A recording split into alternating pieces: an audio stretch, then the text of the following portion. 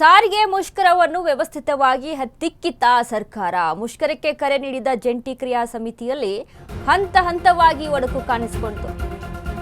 ಹೀಗಾಗಿ ಸಾರಿಗೆ ಮುಷ್ಕರವನ್ನ ವ್ಯವಸ್ಥಿತವಾಗಿ ಹತ್ತಿಕ್ಕಿತ ಸರ್ಕಾರ ಅನ್ನುವಂತ ಪ್ರಶ್ನೆ ಮೂಡ್ತಾ ಇದೆ. ಯಾಕಂದ್ರೆ ಎಲ್ಲರೂ ಕೂಡ ಜಂಟಿ ಕ್ರಿಯಾ ಸಮಿತಿಯನ್ನ ರಚನೆ ಮಾಡ್ಕೊಂಡು ಪ್ರತಿಭಟನೆ ಮಾಡಲೇಬೇಕು ಅಂತ ಮುಂದಾಗಿದ್ರು. ಬಟ್ ಇಲ್ಲಿ ಎಲ್ಲರಲ್ಲೂ ಕೂಡ ಒಡಕು ಕಾಣಿಸ್ತಾ ಇದೆ. ಕಾರಣವೇ ನೀಡದೆ ಮುಷ್ಕರದಿಂದ ಎಸ್ಸಿ ಎಸ್ಟಿ ನೌಕರರ ಸಂಘದ ನಿರ್ಧಾರದ ಹಿಂದೆ ಇದ್ದಿದ್ದು ಕಾಂಗ್ರೆಸ್ ಎಂಎಲ್ಸಿ. ಎಸ್ಸಿ ಎಸ್ಟಿ ನೌಕರರ ಸಂಘದ ರಾಜ್ಯಾಧ್ಯಕ್ಷರೇ ಕಾಂಗ್ರೆಸ್ ಎಂಎಲ್ಸಿ ಜಕ್ಕಪ್ಪನವರು. ಜಂಟಿ ಕ್ರಿಯಾ ಸಮಿತಿಯಲ್ಲಿ ಒಡಕು ಮೂಡಿಸಿದ ಎಂಎಲ್ಸಿ ಜಕ್ಕಪ್ಪನವರ ಮೂಲಕ ಮೊದಲ ಹೊಡೆತ ಕೊಟ್ಟಿದ್ದ ಕಾಂಗ್ರೆಸ್ ಸರ್ಕಾರ ಇದೀಗ ಕೆಎಸ್ಆರ್ಟಿಸಿ ನೌಕರರ ಸಂಘವು ಏಕಾಏಕಿ ಯೂ ಟರ್ನ್ ಹೊಡೆದಿದ್ಯಾಕೆ? ಮೊದಲು ಬೆಂಬಲಿಸಿ ಏಕಾಏಕಿ ಕೈ ಕೊಟ್ಟಿದ್ಯಾಕೆ ಕೆಎಸ್ಆರ್ಟಿಸಿ ನೌಕರರ ಸಂಘ?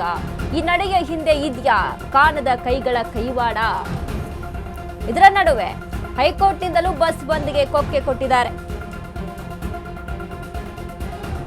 ಸಾರಿಗೆ ಮುಷ್ಕರವನ್ನ ವ್ಯವಸ್ಥಿತವಾಗಿ ಹತ್ತಿಕ್ಕಿತ ಸರ್ಕಾರ ಅನ್ನುವಂತ ಪ್ರಶ್ನೆ ಮೂಡ್ತಾ ಇದೆ. ಯಾಕಂದ್ರೆ ಎಲ್ಲರೂ ಕೂಡ ಮುಷ್ಕರಕ್ಕೆ ಕರೆ ಕೊಟ್ಟಂತ ಸಂದರ್ಭದಲ್ಲಿ ಕೆಎಸ್ಆರ್ಟಿಸಿ ಎಸ್ಸಿ ಎಸ್ಟಿ ನೌಕರರು ಸಂಘ ಯೂಟರ್ನ್ ಅನ್ನ ಹೊಡೆಯುತ್ತೆ. ಮೊದಲಿಗೆ ಬೆಂಬಲವನ್ನ ಸೂಚಿಸುತ್ತಾರೆ, ಆದ್ರೆ ಸಡನ್ ಆಗಿ ಯೂಟರ್ನ್ ಅನ್ನ ಹೊಡಿತಾರೆ ಅಂತ ಅಂದ್ರೆ ಇಲ್ಲಿ ಏನಾದ್ರೂ ಸಮಥಿಂಗ್ ಇದೆ ಅಂತ ಅರ್ಥ ಅಲ್ವಾ? ಸೊ ಹಾಗಾಗಿ ಸರ್ಕಾರ ಪ್ರತಿಭಟನೆ ವಿಚಾರಕ್ಕೆ ಸಂಬಂಧಪಟ್ಟಂತೆ ಯಾವ ರೀತಿಯಾಗಿ ಪ್ರತಿಕ್ರಿಯೆಯನ್ನ ಕೊಡುತ್ತೆ, ಹೇಗೆಲ್ಲ ನಡ್ಕೊಳ್ಳುತ್ತೆ ಅನ್ನೋದನ್ನ ನಾವೆಲ್ಲರೂ ಕೂಡ ಗಮನಿಸಿದ್ದೀವಿ. ಎಸ್ಸಿ ಎಸ್ಟಿ ನೌಕರರ ಸಂಘದ ನಿರ್ಧಾರದ ಹಿಂದೆ ಇದ್ದಿದ್ದು ಕಾಂಗ್ರೆಸ್ ಎಂಎಲ್ಸಿ.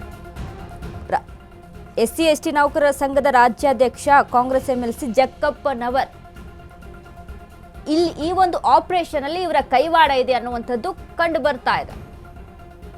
ಒಂದ್ ಕಡೆ ಮುಷ್ಕರ ಮಾಡಬೇಕು ಅಂತ ಅಂದಾಗ ಎಲ್ಲರೂ ಕೂಡ ಒಟ್ಟಾಗಿರ್ಬೇಕಲ್ವಾ? ಸಾರಿಗೆಯ 4 ನಿಗಮಗಳು ಒಟ್ಟಾಗಿ ಮುಷ್ಕರ ಮಾಡಿದ್ರೆ ಆ ಒಂದು ಮುಷ್ಕರಕ್ಕೂ ಕೂಡ ಪ್ರಯತ್ನಕ್ಕೂ ಕೂಡ ಒಂದು ಫಲ ಸಿಗುತ್ತೆ. ಇಲ್ಲಿ ಒಡಕುಗಳಾಯ್ತು ಅಂತ ಅಂದಾಗ ಅಲ್ಲಿ ಯಾವುದೇ ಮುಷ್ಕರ ಸಕ್ಸಸ್ಫುಲ್ ಆಗೋದಿಲ್ಲ. ಬಟ್ ಈ ಸಾರಿಗೆ ನೌಕರರ ವಿಚಾರದಲ್ಲಿ ಆಗ್ತಾ ಇರೋದು ಇದೆ.